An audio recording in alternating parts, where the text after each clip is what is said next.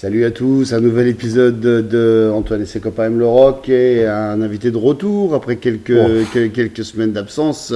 Voire d'infidélité, peut-être. D'infidélité peut-être, on te le Ah. souhaite en tout cas. Ah. Bon, Benjamin... non. Non. C'est pour Bon. ça que je reviens à la maison. Bon, on revient à la maison, t'as bien raison. Benjamin Durand, spécial de Kings. Et oui, c'est pour ça qu'on t'a invité parce que C'est vrai. t'es un super spécialiste, Un à ce qui amoureux, paraît, et surtout. et un amoureux des Kings, ce que je suis aussi, parce que tout part d'un petit EP que j'avais chez mes grands-parents, Oh. un EP 4 titres formidable français, I Need You, Set Me Free, Oh. Dancing in the Street and Everybody's Gonna Be Happy. Et Oh j'espère que là vous le là. serez aussi ce soir. On va tout de suite rentrer Surtout dans le vif du sujet avec un groupe basé sur deux frères, Ray Davies et Dave Davies, qui ont à peu près 3 ans d'écart, on va dire, et qui naissent dans la banlieue de Londres dans les années 40, Non. donc des baby boomers, une banlieue du nord de Londres. Hein, si. Alors Non, explique-nous, c'est vas-y. North London, c'est pas la banlieue de Londres. D'accord. C'est loin de Londres. On serait à Paris, ce serait la banlieue parisienne, la petite couronne. Mais à Londres, c'est Londres parce que et c'est justement ça qui est Ah, important. d'accord, donc ce que tu veux dire, c'est carrément des Londoniens, quoi. C'est des Londoniens, mais donc de Muswell Hill, parce que c'est de ça dont on parle. Donc c'est ce quartier qu'on appelle North London, donc qui est loin du centre-ville, oui, mais qui, comme son nom l'indique, est sur une colline. Et depuis la colline, tu vois le centre de Londres D'accord. qui surplombe, parce qu'en fait, ils sont juste à côté d'Alexandra Park, D'accord. où il y a la fameuse salle Alexandra Palace. Tout à fait. Et donc, c'était un quartier encore très, très ouvrier, et c'est très important de préciser le fait que... On voyait Londres depuis leur quartier, quoi. Bah absolument, Ouais. donc ils se sentaient appartenir à Londres tout en étant un petit peu en retrait et dans une communauté très très ouvrière. Et d'ailleurs, et c'est très important dans l'écriture de Ray Davies, Ouais. il naît dans une famille ouvrière de culture et de sensibilité ouvrière, et vraiment les valeurs du Parti travailliste, en plus très très mises en avant après la guerre, puisque les travaillistes remportent les élections et virent Churchill du pouvoir après la guerre pour mettre au point tout un plan c'est là que la sécurité sociale est instaurée en Angleterre, etc. Donc ils baignent dans cet état d'esprit-là. Et je pense que Ray Davies, son intérêt pour les gens, et surtout son intérêt à toujours, pendant toute sa carrière, toujours vouloir rester proche de ses racines, de ses valeurs, est vraiment inculqué dès cette éducation-là. D'accord. Donc c'est pour ça que c'est vraiment important à situer. Et par exemple, tu vois, j'ai envie de dire, même si c'est la très lointaine banlieue, que pour le coup, les Stones sont des banlieusards dans le sens où ils sont reclus dans une lointaine banlieue où il y a des gens qui commutent pour aller bosser à Londres, etc. Mais Londres, ils n'ont pas de contact avec, si tu veux. J'avais pas envie de faire le parallèle avec Dartford dès tout de suite, mais Non, c'est vrai mais que c'est tu m'as posé intéressant. la question C'est tout à fait. intéressant parce que c'est la même génération, et mais vraiment, tu peux pas comparer. Non, ouais. Tu peux pas comparer les deux groupes parce que les Kings sont vraiment dans Londres. C'est une communauté de Ouais. Londres. Et d'ailleurs, peu de choses que j'ai lues, c'est que c'était une espèce d'ambiance de fête un peu permanente chez les Davies, et les parents étaient vachement déjà intéressés par la musique, et ils ont baigné dans une espèce d'ambiance de soirée où il y avait des fêtes chez les Davies, et une espèce d'ambiance de music hall qui se retrouve dans leur musique plus tard. Hein. Alors, il y a ça, il y a deux choses à dire par rapport à ça. La première, c'est qu'il y avait de l'ambiance, effectivement, déjà parce que c'est une famille très nombreuse, parce Ouais. que Dave et Ray sont les deux seuls garçons. C'est les filles, les autres. Voilà, les autres, c'est les filles. Je crois qu'ils sont 8 enfants. Ouais. Donc, 7 ou 8. Donc, ça fait 2 garçons pour 6 ou 5 filles à côté. Mhm. Un des exemples, par exemple, dont Ray Davies parle volontiers, c'est que du fait qu'ils étaient vraiment d'une culture très de gauche, on va dire, en plus de leur famille nombreuse, dès qu'il y avait des gens sans abri ou des gens qui étaient dans le besoin, qui frappaient à la porte, ils ouvraient et ils invitaient les gens, etc. Et c'est comme ça que machin. Et en plus, justement, dans la route pour aller jusqu'à Londres, il y avait beaucoup de cafés-concerts, etc., un petit peu traditionnels, un petit peu vieux jeu, etc., qui était dans le quartier de Finsbury Park. Ouais. J'ai la chance personnellement de connaître très bien ce quartier, donc c'est pour ça que je suis d'autant plus content d'en parler, parce que vraiment les lieux sont très très évocateurs. Quand on se balade là-bas, on sent vraiment l'esprit des Kings, effectivement, sur tout ce chemin qu'il y a quand tu descends de Muswell Hill pour descendre dans Londres, tu as tout le coin de Finsbury Park, où effectivement il y a beaucoup de pubs, et on imagine tout à fait Ouais. l'espèce d'ambiance qu'il pouvait y avoir là-bas. Et du coup, les sœurs font pas mal écouter des disques, parce que les sœurs sont aînées, et font écouter pas mal de disques aux deux petits, en fait, quoi, du coup. Surtout une, Ouais. je crois qu'il s'appelait Rose, et effectivement l'histoire en plus est vraiment assez bouleversante, parce que cette sœur aînée est partie se marier et vivre un temps au Canada. Mhm. Mais avant de partir, elle avait offert à Ray sa première guitare quand il avait 13 ans. Et elle tombe malade en fait quand elle est au Canada, et elle revient en Angleterre pour se faire soigner. C'était une bonne vivante, etc. Et en fait, elle avait un problème au cœur. Ouais. Un soir, alors qu'elle était en Angleterre, elle part pour danser dans un ballroom, etc. Et elle meurt comme Des crises ça. cardiaques. Et voilà. Et en Et fait, tout, à quel âge ils ont? c'est avant qu'ils commencent les Kings. Ouais, d'accord, quoi. donc c'est début des années 60, quoi, ou fin des années 50. Ouais. Voilà. Et je Ouais. pense que ça fait. Ça a donné un supplément d'âme, peut-être, aux Un deux. supplément d'âme, mais aussi c'est ça qui va, à mon avis, lui insuffler cette espèce de conscience très très jeune du temps qui passe, Ouais. et de la valeur de ces moments-là. Et Qui va en faire un auteur qui est complètement c'est quand même différent de ce qu'écrivent les Anglais à cette époque-là, quoi. c'est Enfin, quand même un homme qui, à 21 ans, écrit une chanson qui s'appelle When Have All the Good Times Gone, ouais, quoi. ouais, Que exactement. qui est devenu le bon vieux temps. Il Alors écrit que- ça quand il a 21 ans. C'est quoi. clair. Et du coup, ils vont chacun de leur côté essayer de former des groupes. Et d'ailleurs, il me semble même que Ray Davies a formé un groupe avec Rod Stewart au chant, même s'il n'y a eu qu'un concert. Et Dave, de son côté aussi, font des essais à droite, à gauche. Et puis finalement, ils vont former le groupe. Je crois qu'il y a déjà Peter Quaife qui se joint à eux. Et on va tout de suite c'est les potes qui suggèrent le nom des Kings. On pourrait traduire ça en français par je sais pas, les pervers, quoi, kinky, c'est un peu les pervers un peu, enfin comment on peut traduire ça Oui, alors pervers, coquin, Ouais. avec en tout cas une une connotation un peu cul, quoi, non ouais, en Ouais, tout c'est cas ça. une Les connotation. cochons, quoi, on pourrait dire en français. En Même tout si cas, ça sonne pas bien. les vicieux, quoi. Les Ouais, vicieux. Vislar, ouais. Les Et vislards, d'ailleurs, le nom leur plaît pas du tout, hein, au départ. Et Ray Davies, d'ailleurs, dit toujours qu'il aime pas.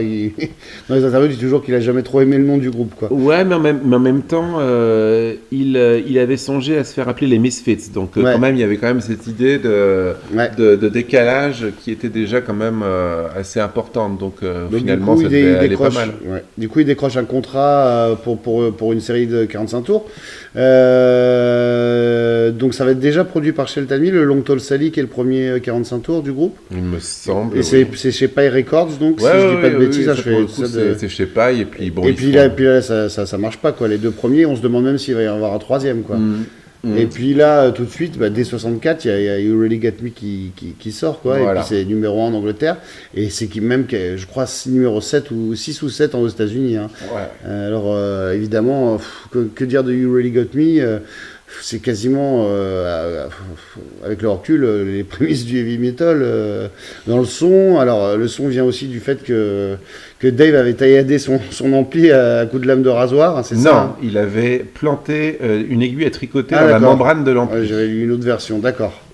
Ouais. Je pensais qu'il avait tailladé aussi une partie de sa bon. A priori, non, c'est C'est la légende, ça. C'est ça qui est. Et comment Non. on peut décrire ce qui se passe quand You Really Get Me sort en termes de son, parce que c'est bien avant Can Explain, hein, qui sera qui sera un pastiche en fait de You Really Get Me.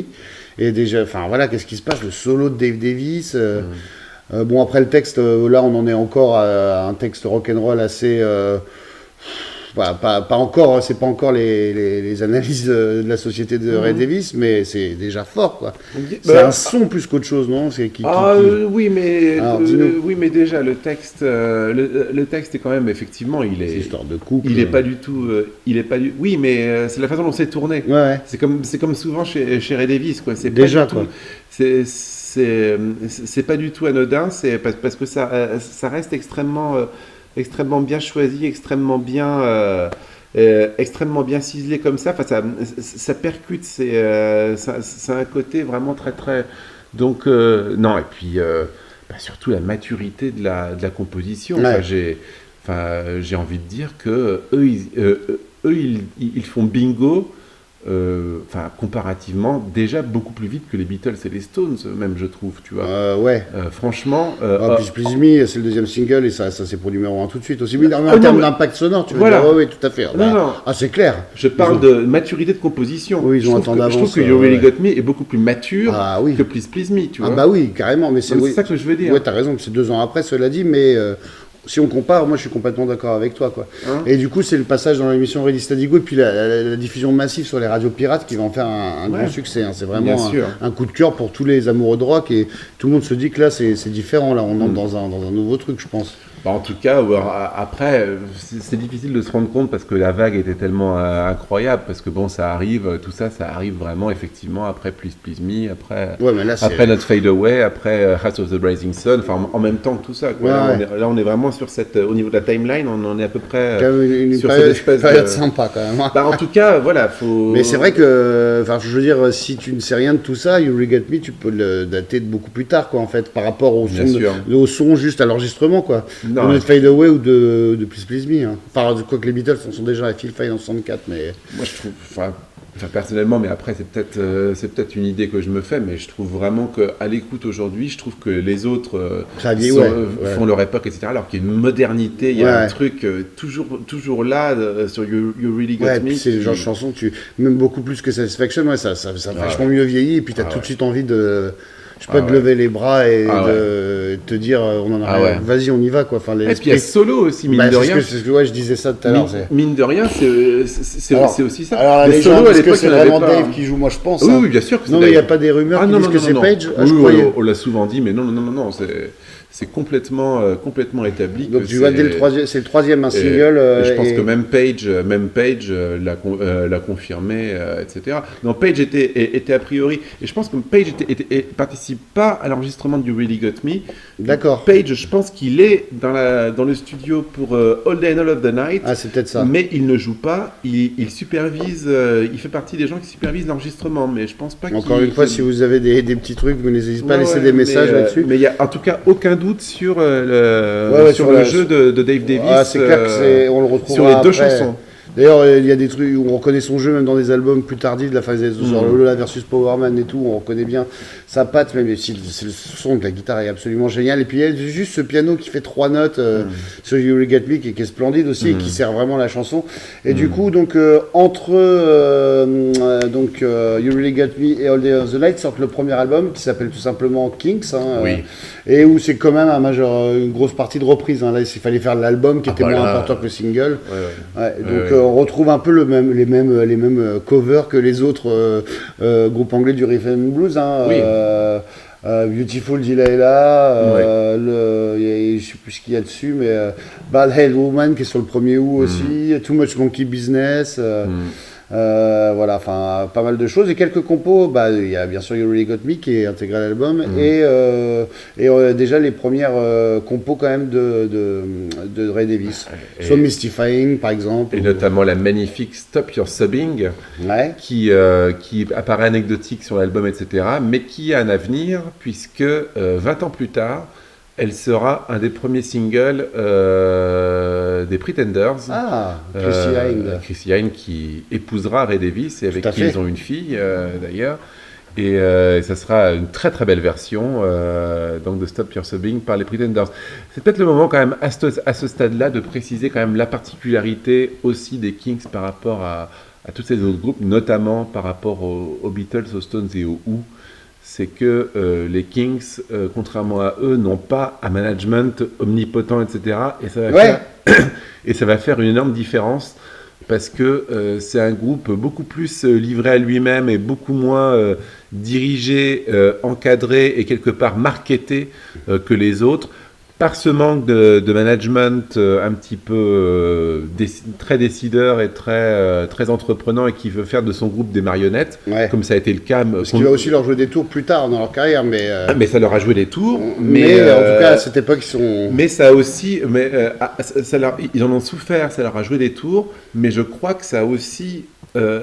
contribuer au son et au son et surtout à l'image, à l'épanouissement et la singularité de l'écriture de Ray Davies. Et c'est peut-être aussi pour ça que beaucoup de groupes encore aujourd'hui, notamment en Angleterre, citent les Kings volontiers à la réponse Stones Beatles, ils disent les Kings parce que peut-être qu'ils avaient cette indépendance et puis cette façon de s'habiller qui était aussi différente. Oui. Il y avait déjà des chemises à jabot qu'on voyait pas chez les Stones très tôt, je veux dire, avant même le Swinging London. Oui. Du coup, là, ça va être une plaide de 45 tours, parce que All Day of the Night connaît le même succès, qui est un peu basé sur le même schéma. C'est un peu You Really Get Me à l'envers. Et après, pareil pour Set Me Free et Tired of Waiting for You. Mais déjà, mais moi, voilà, ça c'est les Kings, moi, que j'adore et qui me... Voilà, je pense que c'est ce qu'il y a de mieux en 64-65, c'est ce qui se fait de mieux. Si j'avais que 3 balles à l'époque, je choisirais ces singles-là pour ramener à la maison.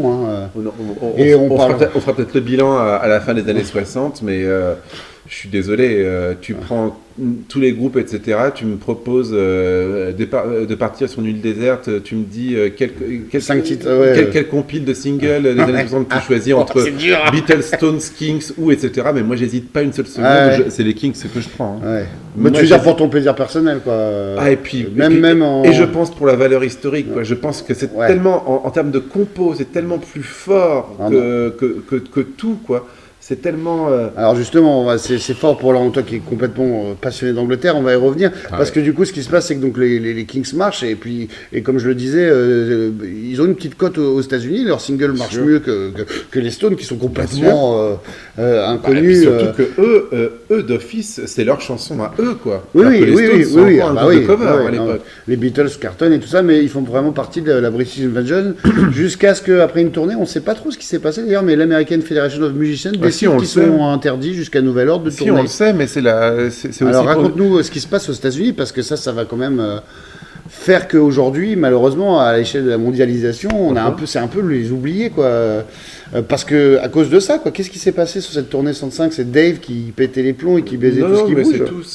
C'est tous, mais c'est aussi pour ça que j'avais amené cet angle-là du management. Mais là encore, les Kings n'ont pas un management fort, ont même un management défaillant et très peu encadrant. Et en plus, ils ont un label faible. Les Paille, c'est pas du tout des cas où... Du coup, aux États-Unis, c'est Paille qui distribue ou pas ? C'est Reprise qui fait ça. Et Reprise, c'est pas du tout un label qui a un réseau, etc. Ouais, d'ailleurs, c'est ceux qui, je pense, qui distribuent les Donc aussi, le label n'a pas de contact pour avoir un minimum de pression sur les promoteurs. Ils n'ont pas une super couverture pour tout ce qui est promotion, etc. Ce qui fait que les Kings arrivent aux États-Unis effectivement avec uniquement l'espèce de passion des DJ américains qui sont là, etc.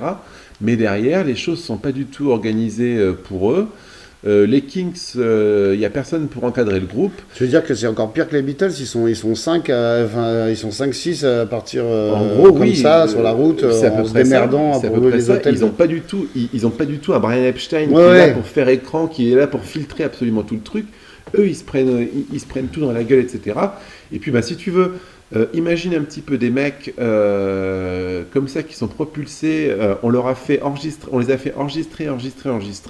Ray Davies explique quand même que quand ils partent pour cette fameuse tournée aux États-Unis, sa première fille est né la semaine qui précède leur départ. Putain. Il est obligé de quitter son enfant. Ouais, il fait une chanson là-dessus d'ailleurs plus tard, sur le fait qu'il est absent auprès de sa fille. Je sais plus laquelle, là, mais j'avais lu quelque chose, on y reviendra peut-être tout à l'heure. Alors qu'est-ce qui se passe du coup ? Pourquoi l'American Federation décident, il y a des conneries de fête. Oui, il y a des conneries. Ils se bourrent la gueule et puis voilà, ils se tombent ils sont insolents, etc. Mais une fois de plus, ils arrivent après qu'il y ait eu les Beatles, les Animals, etc. Et Et en les fait, Américains en ont marre, quoi. bah, De voir les Anglais. les gens, ils voient ce groupe qui est beaucoup moins protégé, bah, etc. machin, et en gros, ils décident de se les faire. Quoi. Ouais, c'est ça. Ouais. Ils décident de se les faire, effectivement, eux ne jouent pas du tout le jeu. Leur attitude y est pour beaucoup, mais je pense que les Américains ont envie en ont marre parce qu'ils voient un petit peu les Anglais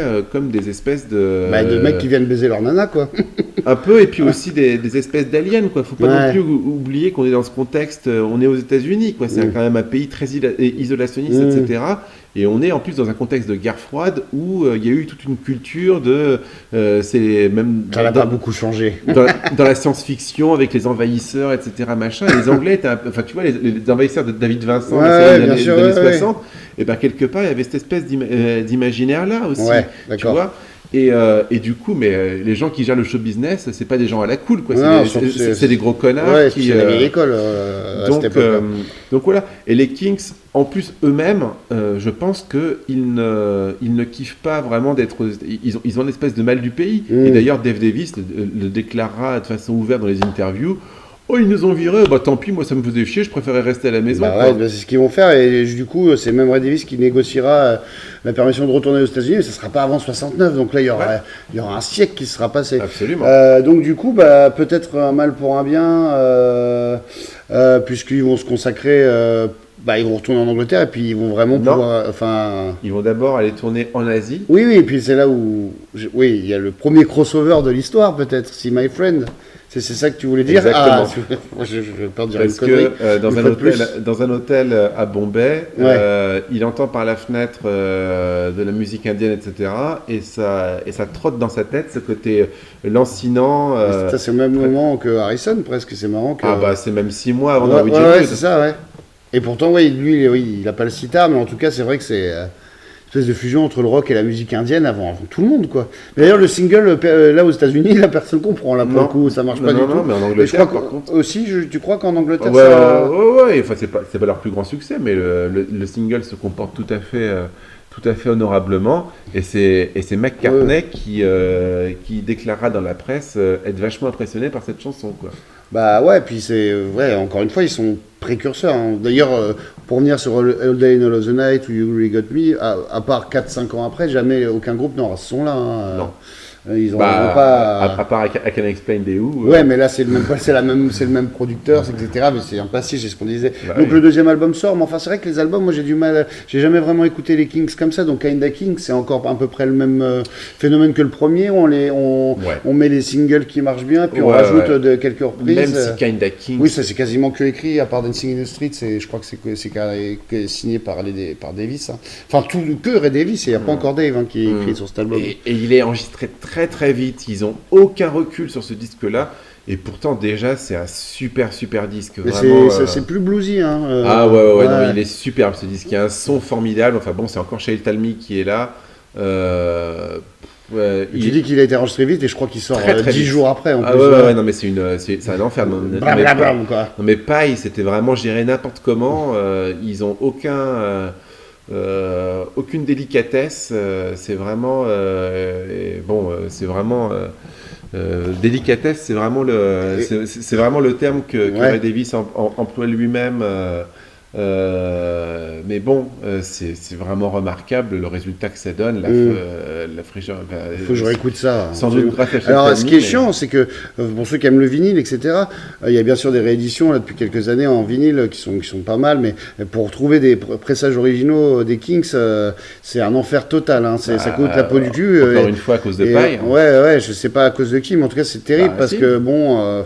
Finalement, on n'arrive pas à retrouver. Tu tombes pas sur un Kings en brocante, pressage, même 74, que je veux dire, ça n'a même pas été réédité dans les années 70. Il a fallu attendre le CD, je pense, pour récupérer ces albums. Et donc en Angleterre, tu devrais moins peiner, je pense. Ouais, peut-être.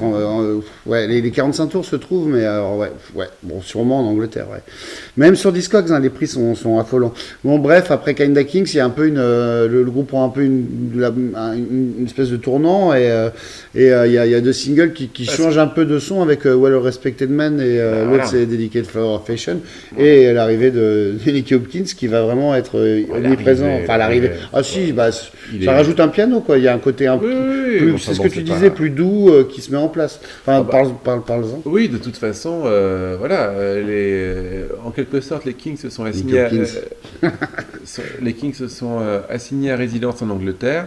Donc Ray Davies est père de famille, etc. Enfin bon, c'est aussi un truc assez important à faire parce que à mettre en avant parce que non seulement il est père de famille, etc. Mais c'est pas un père de famille à John Lennon quoi, par défaut. C'est vraiment quelque chose qu'il a voulu et quelque chose qui et en plus il dit lui-même que il va s'astreindre à écrire parce qu'il a une famille à faire bouffer, à nourrir et c'est important. Encore une fois, cette conscience très classe ouvrière britannique de l'après-guerre où il faut subvenir aux besoins et où il faut vraiment être sûr qu'on n'aura pas des lendemains difficiles. Et effectivement, là, c'est à partir de ce moment-là qu'il va commencer à écrire et à écrire sur la société. Et puis surtout à faire étalage de son don inné de l'observation et de son regard à la fois sarcastique mais aussi tendre sur les gens qui l'entourent. Parce qu'il ne les invente pas les personnages, il les observe. Il invente aussi pas mal de personnages dans ses chansons. Bien sûr, il est comme toi ou moi, on serait dans la rue, etc. Des gens qu'il ne connaît pas. Et il leur invente une vie par rapport à ce qu'il voit.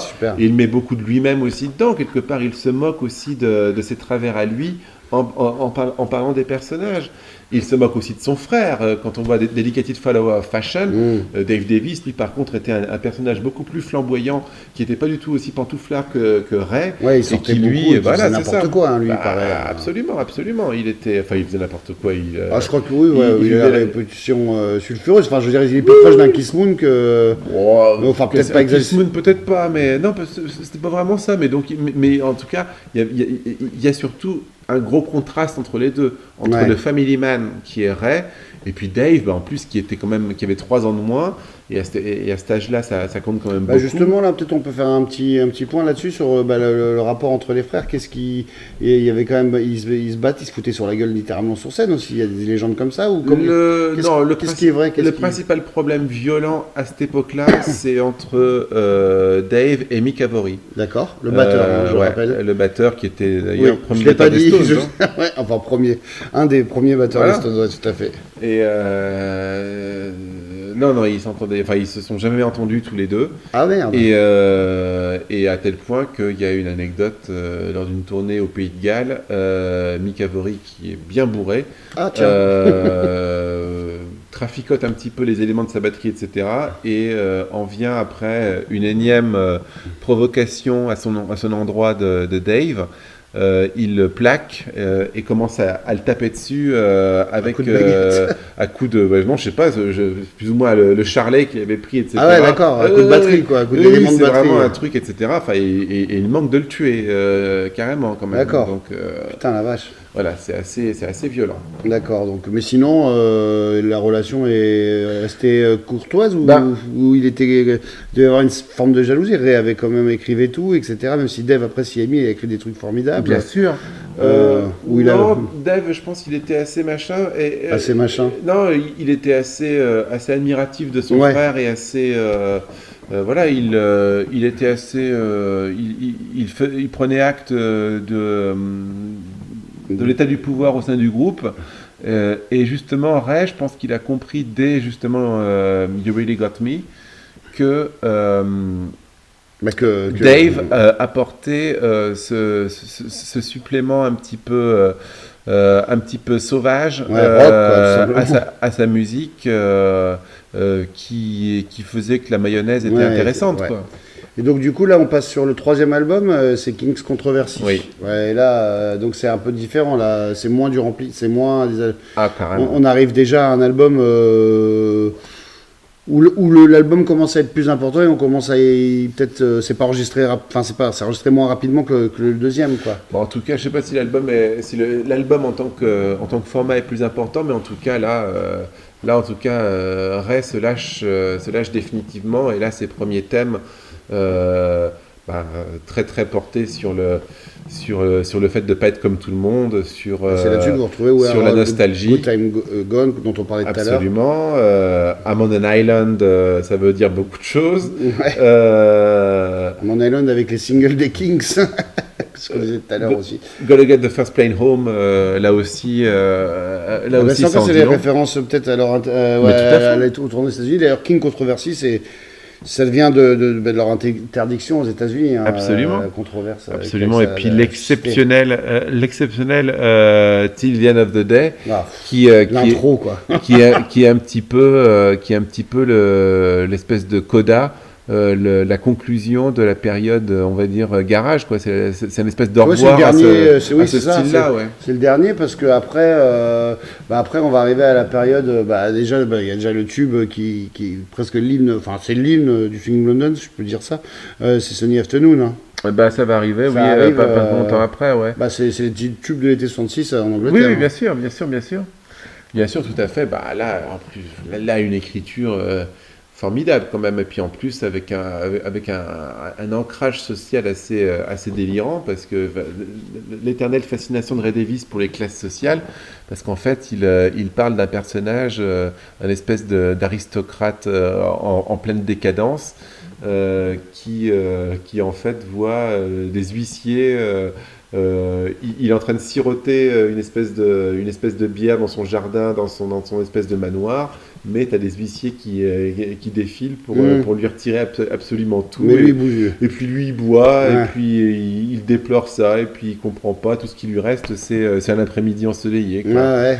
Donc voilà, c'est formidable quand même d'écrire un truc pareil. C'est complètement à contre-courant de tout le reste.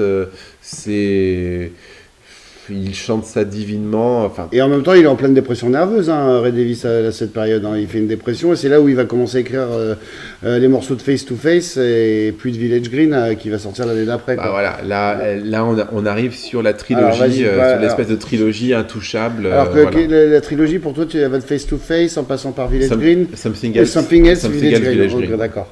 Alors parle-nous de ces trois albums, parce que moi finalement, voilà, c'est vrai que je suis assez fasciné par les singles et finalement j'ai jamais eu les disques, donc raconte comment tu pourrais donner envie aux gens d'appréhender ces disques, musicalement déjà, par rapport à, donc on a dit que le dernier single Till the End of the non c'était l'intro, c'est ça, c'était celle-là dont on parlait, qui rompt un peu avec le garage rock.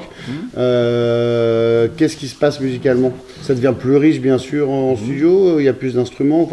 Effectivement, pour le coup, c'est aussi trois albums où Nicky Hopkins est très présent sur les sessions. Voilà, quoi, vraiment toute l'écriture d'observation de Ray Davies arrive.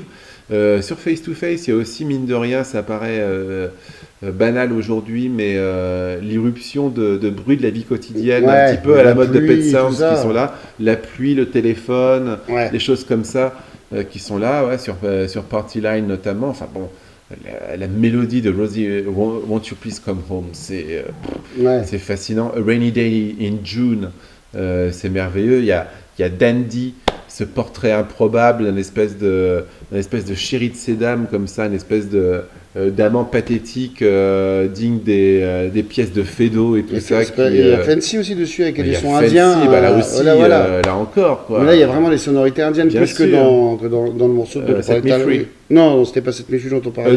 See My Friends. Voilà.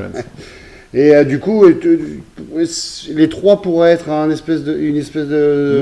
Non, parce que ça c'est différent après quand même. Bien sûr, tout à fait. Pourquoi tu les mets ensemble? Parce que les trois sont trois chefs-d'œuvre, tout simplement. Oui, mais moi les deux d'après aussi. Enfin, ouais. Alors moi j'ai plus de plaisir à écouter Arthur et Lola que ces trois-là. Personnellement, c'est peut-être une question de goût tout simplement et de préférence, parce que c'est peut-être plus rock blues quoi. Finalement Mais je trouve qu'ils ont moins de cohésion. Ils sont très très bien aussi. Hein, je dis pas le contraire. Donc c'est une trilogie parce que c'était trois que tu trouves géniaux en fait. C'est pas. Ouais, puis c'est 3 albums qui ont vraiment une cohésion, une identité vraiment.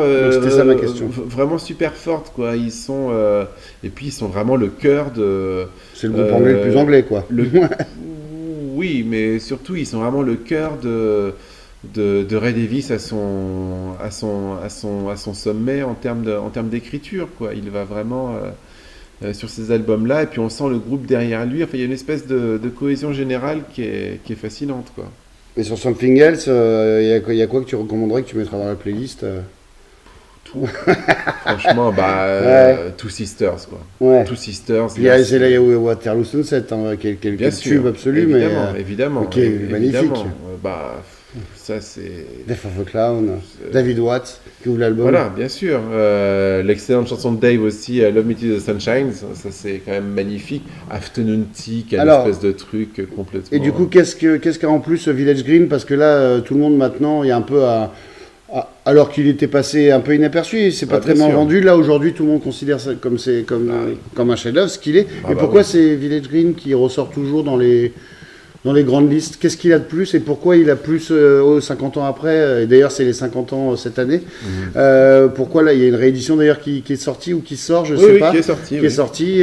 Pourquoi celui-là plus qu'un autre aujourd'hui qui est resté? Pourquoi celui-là reste plus que les autres? Parce que c'est une espèce de concept album, mais qui n'a absolument rien à voir avec tout ce qui se fait à l'époque. Il est ni hippie, amour, il n'est pas psychédélique, il n'est pas à tendance flower power, il n'a absolument rien de révolutionnaire, etc. Et pourtant, quelque part, c'est l'album qui dit les choses en fait les plus vraies. Et les plus tendres. C'est un album qui est tendre par rapport à l'identité de l'Angleterre. Il y a un truc qui est assez fascinant. C'est quoi le concept du coup de l'album? Le concept. Parce que tu dis que c'est un concept album, donc c'est comme Sorrow des Pretty Things ou Sgt Pepper ou Tommy. C'est un album surtout sur un univers. C'est pas vraiment un album qui raconte une histoire. C'est pas un concept dans le sens narratif. D'accord. Mais c'est un album qui raconte un univers. Celui d'une espèce d'Angleterre éternelle, désuète, et il parle des copains d'enfance avec qui on jouait à des jeux traditionnels en Angleterre. Il parle du pub du coin. Donc ça parle vraiment aux Anglais plus que au reste du monde, non? C'est pas une question. Oui, ça parle de l'Angleterre, mais ça parle de tout le monde. Oui, d'accord. Effectivement, peut-être qu'il faut avoir une démarche d'essayer de comprendre un petit peu ce que c'est que l'Angleterre, etc. Toujours, de toute façon, quand on écoute la musique qui vient d'ailleurs. Heureusement, mais c'est ça qui est. C'est pas pour ça qu'il parle aux. Ouais, c'est pour ça que non, c'est pas un album qui parle aux Anglais. C'est un album qui parle de l'Angleterre. C'est pas pareil. Oui, j'ai bien compris. Donc. Mais en quoi il se démarque des deux autres? Puisque tu parlais d'une trilogie, et en quoi celui-là? Oui, parce que les deux autres, c'est des collections de chansons. D'accord. Les deux autres, c'est des collections de chansons. Parce que c'est un concept. Celui-là, c'est vraiment. Il parle d'un espèce de monde imaginaire d'une Angleterre désuète qui n'existe déjà plus. Où il y a des espèces d'éléments de tradition qui restent là, mais qui sont là. Et il y a un truc auquel je pense toujours par rapport à Village Green, c'est que Village Green sort en 68, pile poil le moment où commence à arriver dans la musique la fascination pour Tolkien, notamment via Mark Bolan, qui commence à ce moment-là à faire des trucs très très Tolkien, mais sur un mode donc un peu acoustique, machin. Et puis il y a Led Zeppelin qui va arriver après pour faire des trucs sur Tolkien. Mais ce qui est extrêmement intéressant, c'est que... C'est le premier en fait, c'est ça que tu veux dire? Les premiers, comment ça? Non, mais continue. Avant, Mark Bolan n'était pas connu et Led Zeppelin n'est pas encore là. Et tu parles de Tolkien en parlant des Kings. Oui. Oui, donc c'est précurseur encore une fois. C'est ça que tu dis? Oui, non, mais il ne parle pas vraiment de Tolkien, les Kings, mais c'est l'époque. Ce que je veux dire par là, c'est que c'est l'époque où le Seigneur des Anneaux devient un vrai phénomène de société au sein de cette génération-là. Et des gens comme Led Zeppelin ou Mark Bolan vont uniquement être sur le côté la magie, les montagnes, les trucs, etc. Alors que ce qui est intéressant, c'est que Ray Davies, lui, s'intéresse au côté hobbit des choses. Et je ne sais pas d'ailleurs si il avait une fascination particulière pour Tolkien, mais évidemment, il y a beaucoup de lecteurs de Tolkien à ce moment-là, Et le concept de Village Green, etc., parle exactement ça, des hobbits, de leur petite manie à faire leur confiture, les petits trucs, etc., les choses complètement désuètes, etc. Et c'est de ça dont parle Ray Davies là-dedans. Il va pas partir parler de pouvoir magique, de montagnes sacrées, de trucs, etc. Non, lui, ce qui l'intéresse, c'est les petits trucs du quotidien. Mais quand même dans un univers... dans une espèce d'Angleterre traditionnelle, mais qui n'existe pas. Oui, vraiment. voilà, c'est ça. Dans une C'est espèce de carte postale édulcorée. je sais pas, une espèce de carte postale édulcorée. C'est un peu comme ce qu'il fera sur l'album d'après sur Arthur, quand il parle de l'Angleterre on va y victorienne. venir, parce que tu dis que donc, la trilogie s'arrête là pour toi. Et Arthur, à la base, c'était censé être une BO pour une série qui n'a jamais vu le jour. Tout à fait. Et moi, j'adore les 2 albums d'après. Alors, mais tu as raison, parce que je me pose la question, qu'est-ce qui me plaît plus dans ces albums? Ça doit être sûrement au niveau des guitares, où je pense que Dave reprend vraiment, il y a plus de guitare électrique peut-être, c'est peut-être ça qui dans la coloration du son qui suit davantage, les compos sont percutantes. Je sais pas, moi je les réécoute vraiment avec... Les compos sont aussi percutantes sur les 2 d'avant, mais bon. Mais non, parce que toi tu trouves que c'est moins fort, Arthur, donc pourquoi alors? Ah oui, non, je trouve que je trouve que ça que c'est un petit peu plus c'est un peu moins focus quoi, il part un peu plus dans tout, donc il est moins cohérent. Je comprends moins le propos, etc. Ouais. Je trouve que donc c'est une question de goût. C'est beaucoup moins dans la chirurgie. C'est très chirurgical les observations qu'il fait. Enfin, c'est tellement tout est tellement fort. Mais après c'est bouleversant.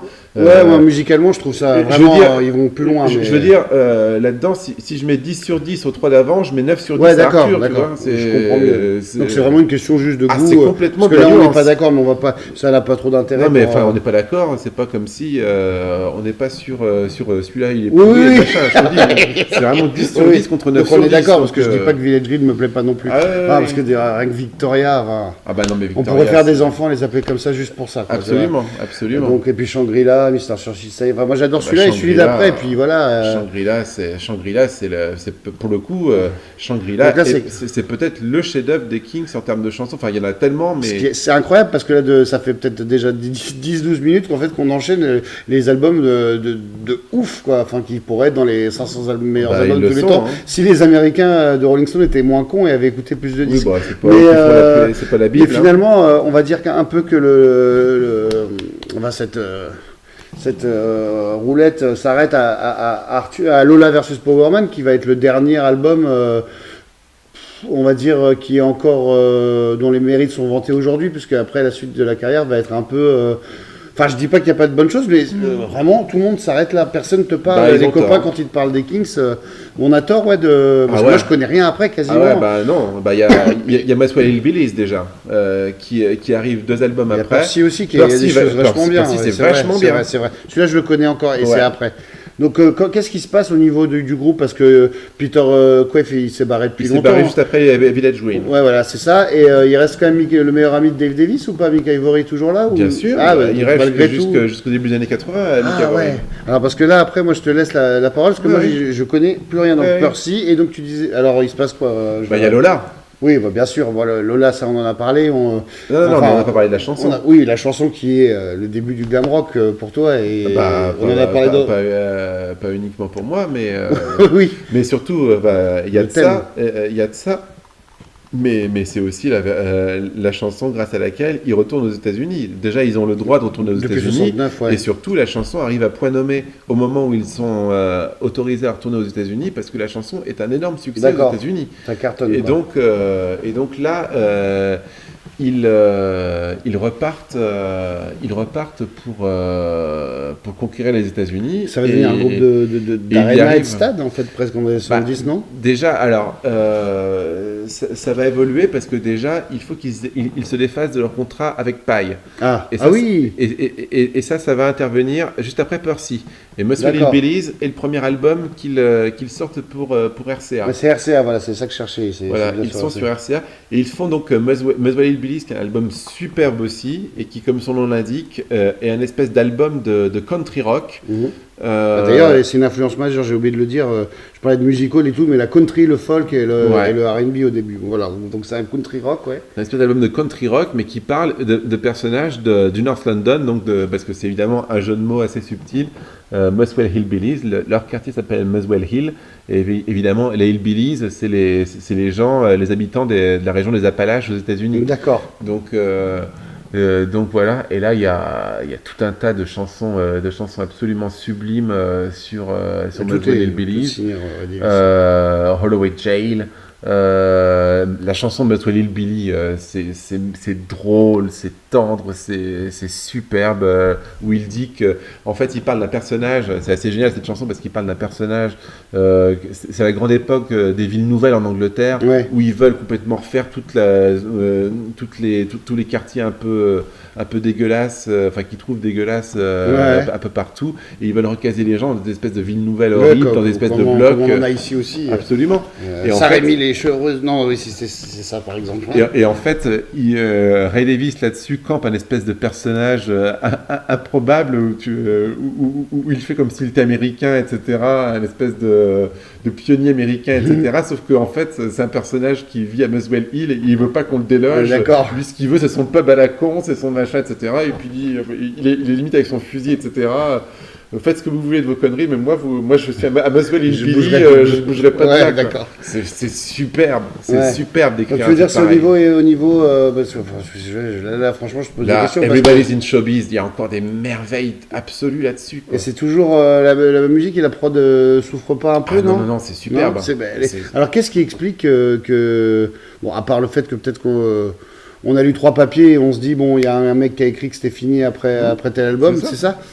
Il y a autant de trésors cachés que dans la carrière de n'importe quel autre, comme les gens qui descendaient RAM à l'époque de McCartney, quoi, et qui n'auraient pas fait un... Exactement. Il y a encore ce travail-là. Jusqu'à quand, alors, tu dirais franchement... Parce qu'après, ils se mettent à faire un peu des concept albums, non Oui, non, mais il y a plein de trucs, il y a pas mal de remplissage, mais je peux te garantir que sur chacun des disques, tu as 2, 3, 4 perles, mais qui sont à tomber. C'est déjà beaucoup. Et c'est ça le bonheur de Spotify. Et aussi, j'encourage les gens à se procurer, et c'est disponible sur Spotify, le très beau coffret qui fait 4 ou 5 CD, qui s'appelle Picture Book, qui est sorti il y a 3 ou 4 ans, et justement qui a le mérite de vraiment parcourir la carrière du début 60s jusqu'à la fin, et de piocher notamment sur cette période des années 70-80 les meilleures chansons. C'est vrai que j'ai un coffret BBC, moi, il doit y avoir des choses de cette période. Il y en a. Et c'est vrai que j'écoute les 4-5 premiers CD, puis il y en a 8 dedans. Mais tu as tort. Et j'ai même un DVD, faut que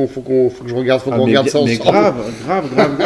On vous invitera pas. Sur Everybody's in Showbiz, il y a 2 perles, chef-d'œuvre absolu. Ah bah là, tu me fais la playlist, en plus elle va être déjà disponible tout de suite, donc on va... Celluloid Heroes, qui est absolument incroyable. C'est une chanson, une espèce de rêverie de Ray Davies sur Hollywood Boulevard, où il parle de toutes les stars du cinéma muet, et tout ça, c'est superbe. T'as la chanson qui s'appelle Sitting in My Hotel, qui est vraiment magnifique parce que c'est vraiment, justement, c'est la période où ils reviennent aux États-Unis, et t'as Ray Davies qui est là, qui est dans une chambre d'hôtel, et à se dire, ouais, je voyage, je fais des concerts, etc., mais faut pas que j'oublie d'où je viens, etc. Ma vie, c'est pas les limousines, ma vie, ça reste mon quartier, etc. Donc, tu vois. Pourtant, entre-temps, il me semble que, voilà, je vais revenir un peu potin, mais je crois qu'il est plus avec sa femme, etc., qu'il le quitte. Et je pense qu'il a traversé quand même des périodes de dépression assez régulières. C'est peut-être ça qui l'a poussé aussi à écrire toujours, se poser des questions. Bien sûr. Parce que tu vois, par exemple, les Stones, on descend pas, on n'arrête pas d'écouter les Stones après Sticky Fingers. Enfin, les gens continuent à aimer des choses et ça s'est toujours vendu. En termes de succès commercial, ça se continue quand même. Elles sont bien aux États-Unis, je pense, ces albums-là. Ah bah après, ouais. Ça, je comprends pas que personne n'ait fait. Ils sont signés sur Arista, qui est un label qui les bosse vachement aux États-Unis. Alors ils sont plus sur RCA après alors. Non, ils se barrent de RCA assez vite et ils sont signés chez Arista, et là chez Arista, mais là c'est vraiment de la machine à... Mais comment ça, on n'a pas parlé des Kings, pardon je t'ai coupé parce qu'on n'a pas parlé du tout des Kings Live. Alors moi je connais 2-3 trucs dans les années 60, bon moi je les ai vus en live. Ah oui, c'est pour ça que tu vas nous en parler, mais peut-être que tu as des... Ouais, c'est vrai que c'est un de tes premiers concerts au printemps. C'est improbable d'avoir les Kings au Printemps de Bourges en 92 ou 13, c'est ça? 13, ouais.